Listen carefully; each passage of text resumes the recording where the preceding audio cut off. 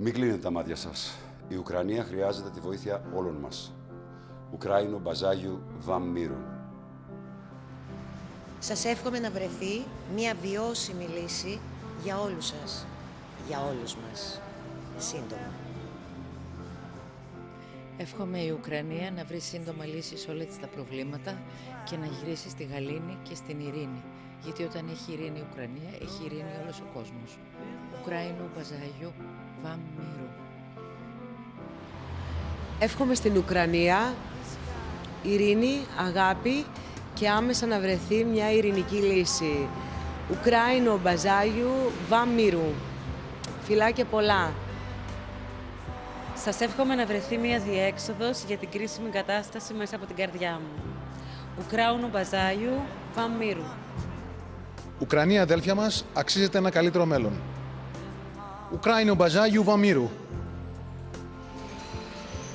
Ουκράινο Μπαζάγιου Βαμ Μύρου.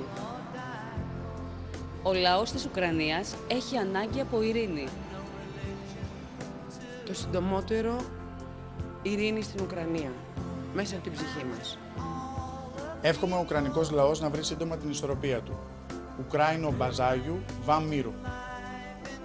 Μην χάνετε ποτέ την ελπίδα σας. Σας αξίζει ένα καλύτερο αύριο, ένα καλύτερο μέλλον.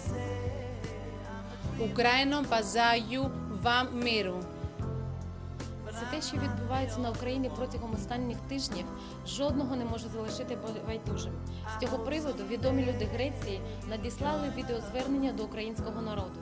Українці, ми бажаємо вам найскорішого, мирного виходу з кризової ситуації, любові та поваги один до одного. Ουκρανία, σας εύχομαι μια νέα αρχή με ειρήνη, αγάπη και σεβασμό. Ειρήνη στην Ουκρανία σημαίνει ειρήνη για όλο τον κόσμο. Ουκράινο Μπαζάγιου Βαμ Μύρου. Άμεσα ειρήνη στην Ουκρανία.